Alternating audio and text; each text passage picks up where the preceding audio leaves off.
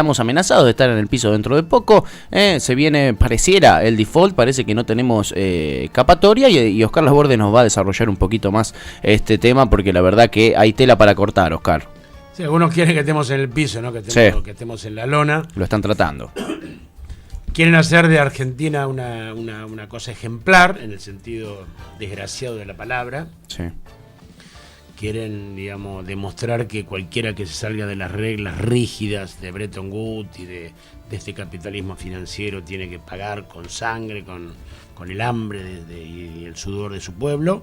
Y Argentina está muy plantada que eso no puede suceder, ¿no? Digamos, la resolución de Gries ayer es más de lo mismo.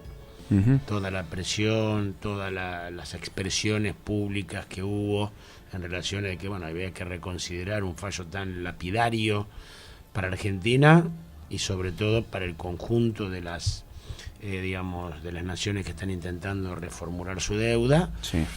No han sido tenidas en cuenta, y digo lapidario porque de pasar el tiempo, de llegar a diciembre, sí, Argentina tendría que pagar, es mucho, pero lo podría hacer, los 1.500 millones que hoy están litigando en el juzgado de Griesa, sí, y los 15.000 millones que podrían incluso llegarse con los holdout que no entraron en el canje. Pero no tendría que cumplir la cláusula Rufo, sí, es una cláusula que en inglés, advierte de que en caso de haber mejores ofertas, acreedores que no entraron al canje, automáticamente el 92 que sí lo hizo tiene que cobrar esa cantidad, ¿no? Sí. Solamente con llegar al 31 de diciembre, estaríamos hablando de entre 120.000 millones y 500.000 millones que no se pagarían. Es una locura.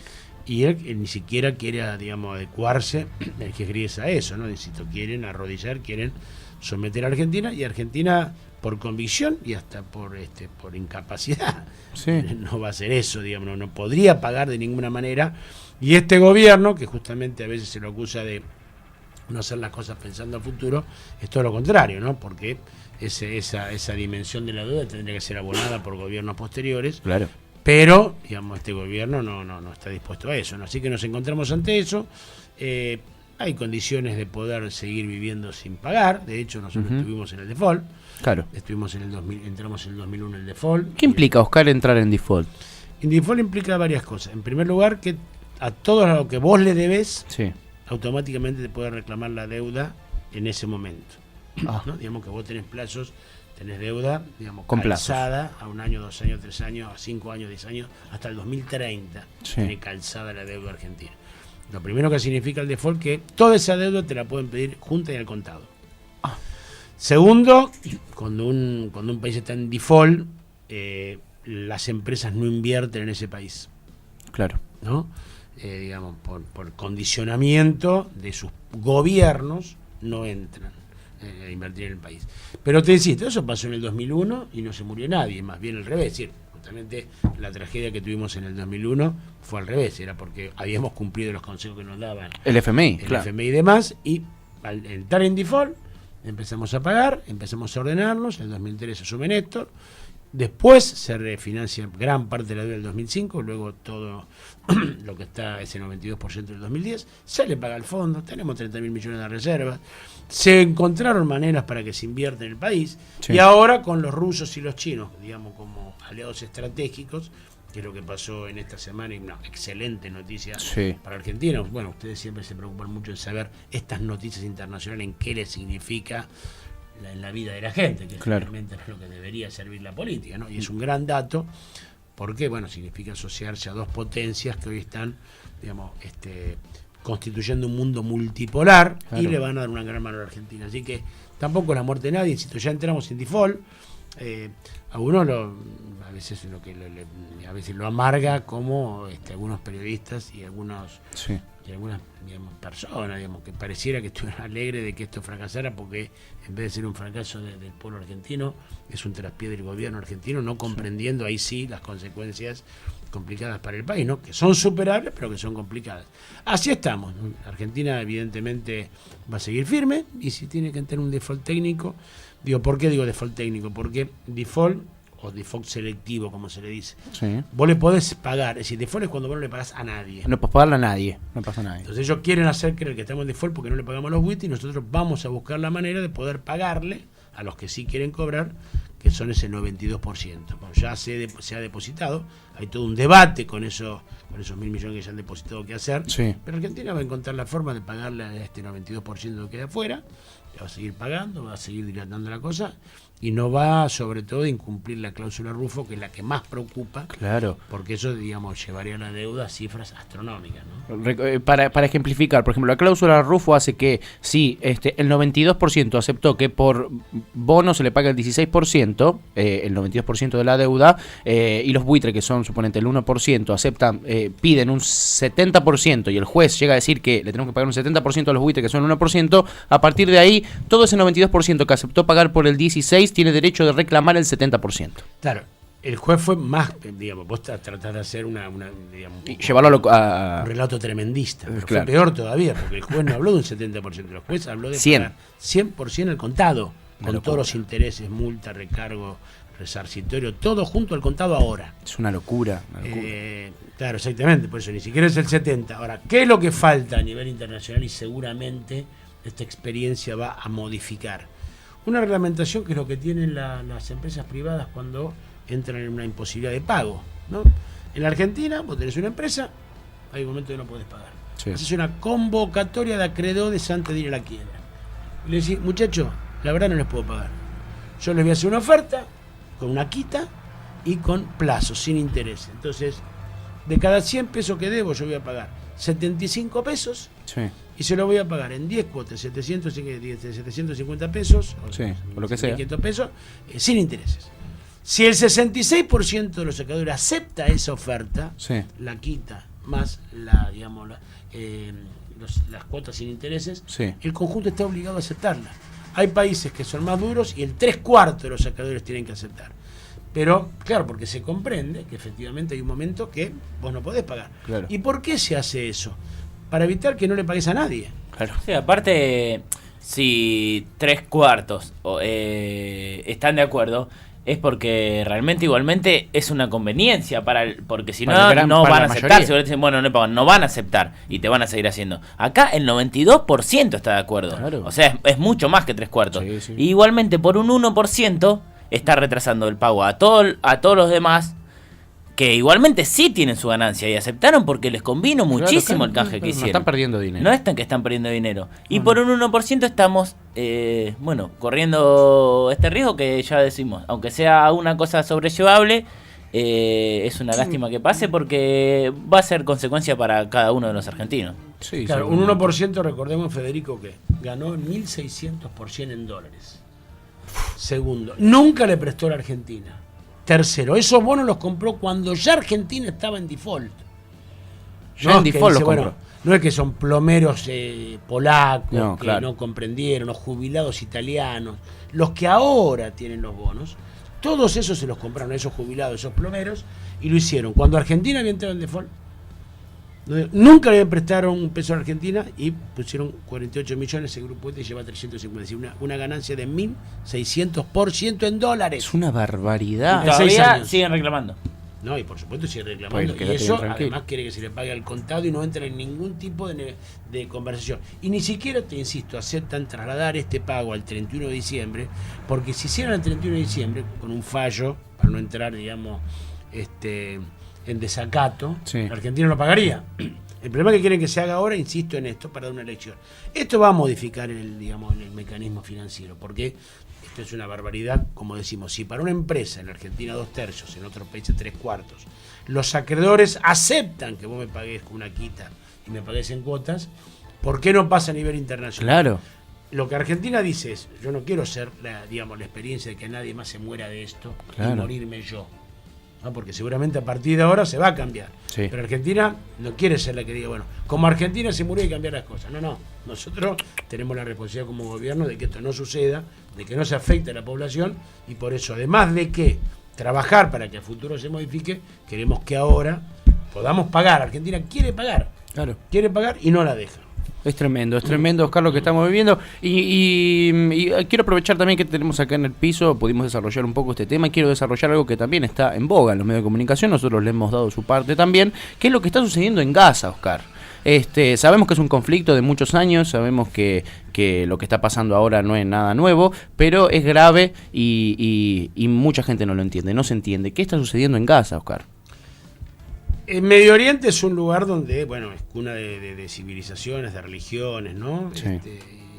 Y siempre fue muy desordenado el territorio porque, bueno, el propio Jerusalén es tierra santa de las tres religiones monoteístas, ¿no? Digamos, la católica, la judía y la musulmana. Siempre fue un lugar muy polémico. En el año 47 las Naciones Unidas determinan una división del territorio. Sí. Le otorga un espacio al Estado de Israel y le otorga un espacio al Estado de Palestina. Sí. Automáticamente, digamos, los judíos ocupan digamos, las tierras que le corresponden, pero empiezan a ocupar terreno que era para los palestinos. Entonces nunca se puede constituir el Estado palestino. Se constituye el Estado judío, pero no constituye el Estado palestino. Sí. Últimamente el cambio que ha habido una derecha brutal en, digamos, en Israel. Se ha transformado últimamente en un Estado religioso, un Estado sionista. Sí. ¿No? Digamos, no es el Estado de Israel, sino el Estado judío, que sigue un Estado, digamos, teocrático. Sí. Y efectivamente ha incrementado su agresividad hacia los palestinos. Estados Unidos siempre bancó a Israel, Sí. dividiendo al mundo árabe. En el mundo árabe hay división. Está Kuwait, Arabia Saudita, que siempre jugaron con los Estados Unidos y sí. hay otros que no. Sí. Los Entonces, más pobres no. Los más pobres, los más afectados, los más cercanos no. Sí. Israel sirvió allí como de gendarme de Estados Unidos. Israel es el país, a pesar de que tiene solamente 7 millones de habitantes, que más plata recibe de ayuda militar de los Estados Unidos. Es como un gendarme, es como un sheriff. Claro. Es como Estados Unidos en el lugar. Claro. Y siempre con mucha eficiencia y con muchos recursos y con la complicidad de Estados Unidos, siempre disciplinó a ese lugar. Ahora, ¿qué pasó? Dos cosas. Por un lado, Estados Unidos se acercó a Irán, Sí. ¿no? Enemigo acérrimo de Israel. Sí. Obama, digamos, ha planteado la idea con el cambio, con la derrota de la gente de Ahmadinejad en Irán, se acercó al nuevo gobierno irán. Y por otro lado, había una división al interior de los palestinos que era Al-Fatah, Sí. que era digamos, la formación histórica, y Hamas, una nueva formación que es mucho más dura, más violenta. Sí. Más agresiva. Sí. Siempre estuvieron divididos entre ellos. Hamas gobernaba la Franja de Gaza, que es la zona limítrofe con Israel. y Al-Fatah gobernaba, por elección democrática, ¿no? La Cisjordania. Sí. Y siempre estuvieron divididos entre ellos. Ahora se han juntado. Ahora Hamas y Al-Fatah hicieron un acuerdo para gobernar Juntos. unificadamente los territorios palestinos. No el Estado palestino porque no existe, pero los territorios palestinos. Eso a Israel, más digamos, el acercamiento de Estados Unidos con Irán, hizo que, digamos, se alarmara. Sí. Y entonces buscó un pretexto, porque efectivamente murieron 3 jóvenes israelíes, que es una tragedia, Sí, sí. es lamentable, pero Hamas, que nunca ha dejado de atribuirse, una agrupación Hamas, nunca ha dejado de atribuirse sus acciones violentas, sus acciones, digamos, exageradas, nunca ha dejado de adjudicárselas. Y en este caso dijo, nosotros no fuimos. No, claro. Nunca ha reconocido, cuando otras veces anteriores ha reconocido crímenes más terribles, Sí. nunca ha reconocido. Con ese pretexto invade la Franja de Gaza, produciendo una matanza civil extraordinaria. Sí, no Extraordinario. reconocido y aparte sin ninguna prueba que hayan sido ellos. No. Porque decís, bueno, no reconocido, pero tampoco ni siquiera nada que pruebe o haga sospechar que haya Claro. sido Hamas el que causó Claro, el sí. atentado o que mató a estos tres. Claro. Está, por ahí Hamas lo reconoce, pero ellos Pero- pueden aportar pruebas. Pero no hay ni siquiera una sospecha, No, simplemente no. Sí. porque Israel lo dice. Es una excusa, ¿no? Clarita. Para... Entonces acá, digo, y esto no tiene nada que ver con el pueblo judío, que uno respeta no. como cada uno de los pueblos, ¿no? Porque a veces, digamos, pareciera que si uno hace estos planteos se lo acusan de antisemita, ¿no? Sí, Recordemos. inmediatamente, ¿eh? Pero entonces, bueno, con eso pareciera que estuviera prohibido y uno, por supuesto, que lamenta el holocausto de los judíos, como de los gitanos, como de los armenios producidos por los turcos. Son matanzas de lesa humanidad que, digamos, que hablan mal de la condición humana. Eso no, lo que decimos no tiene nada que ver con el pueblo judío, ni con los judíos que están acá, ni con la tradición judía, ni con la religión judía. Tiene que ver con un gobierno de ultraderecha que ha pretextado este hecho que no está reconocido por Hamas, y como dice Federico, que no está aprobado, Sí. y está haciendo una matanza de civiles espantosa. Sí, ¿no? sí. Además, históricamente, a la Franja de Gaza, porque dicen que hay túneles, Sí. pero efectivamente los túneles la única manera que ellos puedan hacer pasar algunas cosas, que si no le prohíben. Ellos tienen sitiada la Franja de Gaza, Claro. y no le dejan entrar nada excepto comida y lo elemental, comida y elemental, agua. sí. Y a veces ni siquiera eso. Entonces ahora además de eso, es decir, Gaza es una celda al aire libre, Sí. diría yo. Sí. Es una cárcel al aire libre donde no pueden hacer otra cosa que estar apresados así, no pueden salir, no pueden hacer nada. comida, no, entonces eso es lo que vivimos lamentablemente en este momento, ¿no? Es tremendo, la verdad es tremendo que esté pasando, y es tremendo la poca o lo mal manejada que está la información. Hay mucho lo visionista también en los medios de comunicación y por eso uno encuentra determinadas noticias y otras no. Hubo una marcha, es lo último que quiero acotar, de 15.000 rabinos en Nueva York que no fue reproducida por ningún medio de comunicación estadounidense. Oscar. No, pero es que Pato, digamos, los que realmente tienen una buena intención y aman al pueblo judío y aman su religión y aman por supuesto a sus Dios, Sí. esto los avergüenza. Por supuesto. Porque digamos hay una confusión para muchos entre Sí. el Estado de Israel, los judíos Sí. y las matanzas, que son producto por la derecha, digamos, por el gobierno de ultraderecha, pero que digamos se empieza a adjudicar el conjunto. Claro. Entonces la gente que quiere bien al pueblo judío y a su religión ve esto como una vergüenza y que es como que digamos el holocausto empieza a ser emparentado con esto, empatando la situación, y Claro. en vez de ser víctima el pueblo judío ahora podría victimario. aparecer con esta conducción de la ultraderecha como victimario, y esta gente no quiere usar eso porque es responsabilidad de la ultraderecha, digamos, del gobierno israelí, que está aliada con la parte de la derecha de Estados Unidos, ni siquiera con Obama, porque Obama, como decíamos, ha tenido una visión de poder acercarse a Irán, porque si Irán, digamos, se propone desmantelar su programa nuclear y acepta, digamos, ser revisado, ¿por qué no vas a negociar con ellos? Claro. ¿no? Así las cosas. Tremendo lo que estamos viviendo. Qué cantidad de información que nos llevamos hoy para casa. Impresionante. Entiendo mucho más el mundo a partir de esta columna. Es tremendo lo que pasa y es para que estemos atentos, porque incluso lo que pasa en Gaza también influye acá. Sí, muy buena y muy importante la aclaración de que en realidad son actos que hace el gobierno que está en este momento en Israel. No es que, como decía, Tiene nada que ver con los no judíos. tiene nada que ver con los judíos, ni siquiera con el pueblo de Israel, sino con quien está gobernando ahora, como pasa en la mayoría de los lugares que muere mucha gente, que es porque quieren unos pocos. Porque realmente. unos pocos lo deciden y unos muchos son los que terminan pagando. Muchísimas gracias, doctor Oscar Laborde, por haber venido aquí al piso con nosotros.